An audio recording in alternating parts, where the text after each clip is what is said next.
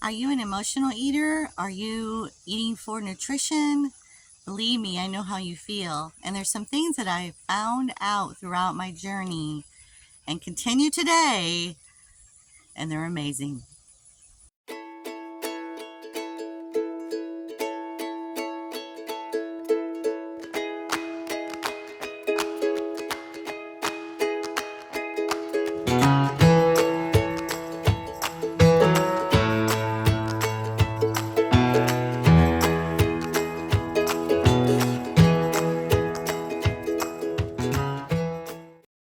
You know, when I was 242 pounds, and I always bring that up because that number, it's just a number, was something that I didn't recognize when I was 242 pounds. So I recognized a lot of things back then in how to start and when to start and how to do things. I wish when we were small we were taught how to really eat. I look at kids these days and it's a tragedy on what they're eating. I grew up in the 70s and 80s when things like having soda in the house and having candy availability was nowhere to be in sight. When we got and actually when we were little, we didn't even drink soda. It was something that if we did, it was a complete treat back then. And I know the younger people that are watching this, it's kind of hard to believe that something like that would be just treated as a treat. And even fast food was a treat. Can you believe that? So I know where you are. I know where I get it. I really, really get it. You're thinking, how do we really survive this type of thing and get on track with our eating if we're having the availability of just sugar at all times, processed foods at all times? No, I totally get it. It's hard because, if you guys haven't seen my chart over on Facebook, it's called Joey's List. It's like a sugar list. And with my can of Pepsi that I was drinking at that time, I was equivalent of 4 Krispy Kreme donuts a day. And sometimes I would have 2 Pepsis or 3 Pepsis or a 6-pack sitting there. Go check it out. It's very interesting. And I want to go into really how I got over the emotional eating. I still struggle with it today. Did something happen during the day to make you eat what you just ate? And what I mean by that is stress at work, or your husband, boyfriend, girlfriend, whatever, the family is stressing you out, or anything is stressing you out, and you just base that around your emotional eating, and that's how you get a comfort from eating those things or eating really anything, and you're not even hungry. So that's what I would do. I wasn't even hungry, and I would just go eat just to have that act of eating to suffice and fill that void, or that thing that was going on at that time. No, I totally get it. It was an addiction to me, just the act of eating. And when I was obese, morbidly obese, not feeling good, and feeling actually terrible every single day, I would still shove it in to make myself feel even worse. And the mind, the self-sabotage around that is just amazing.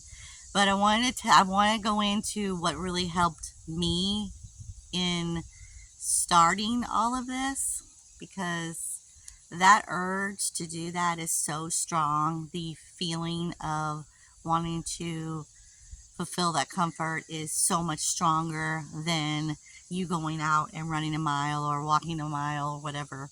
I mean, it would overcome me. And that's all I could think about was, where am I going to get that comfort food or that snack out of the vending machine? I need it now. And it's treated like an addiction, because it is. It's an absolute food addiction. And it's so sad because we get in these kind of spiraling ways and we feel like we just can't get out. There's no way out.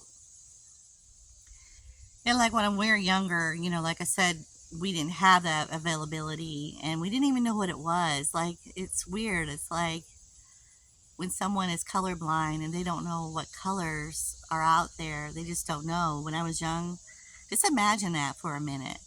We didn't know that sugar and um, sodas and donuts and stuff like that were a bad thing back then. But they did make them differently now than they. Right now, it's just processed. Back then, they didn't have processed. I really, truly believe. I wish they could just go back to the old days when you would fix a cake for your birthday and you wouldn't have to worry about what is in it unless you made it yourself. Seriously. I mean, it's that bad. And I know what it's like when you have your family and your friends that are not doing similar eating patterns as you are. When you finally make that decision to lose the weight, it's very frustrating. You want them aboard because you want their support, and sometimes that is just not there. That is not there. They're stuck in their old ways.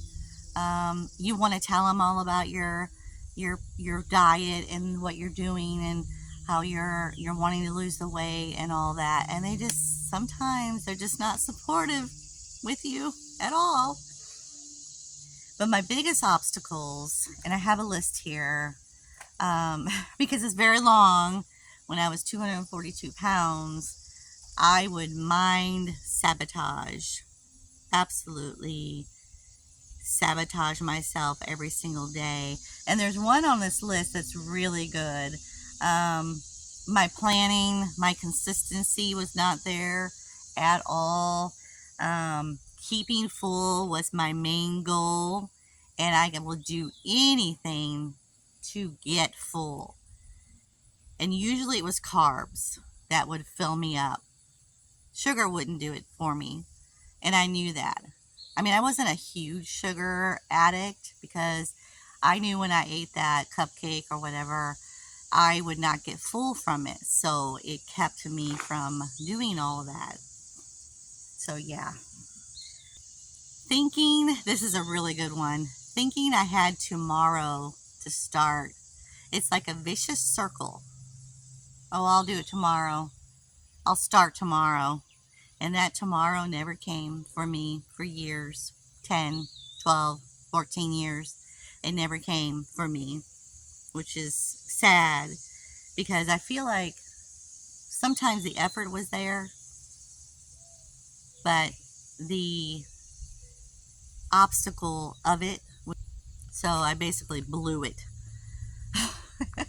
Blew it out of the park. And it became a vicious cycle because then when I would say that to myself, I'm going to start tomorrow, it became silent. I wouldn't say it out loud anymore just because it wasn't real anymore. And then overthinking it, that was huge. I would overthink it. I would, you guys know me in Google. I would overanalyze it, over research it. I'm very overthink it because I would just think, well, I could do this, I could do that, I could start there. So all this was in my head, and it was like, oh my God, I'm never going to be able to start this. So I would overthink it. Also, the trigger foods would throw me off. Like anybody that would mention, and I apologize if mentioning the cupcake is a trigger for someone, but it just had to be said. I'm sorry. The trigger foods would throw me completely off track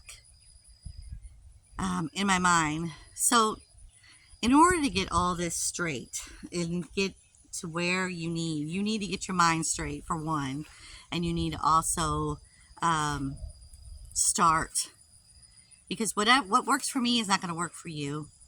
Absolutely not.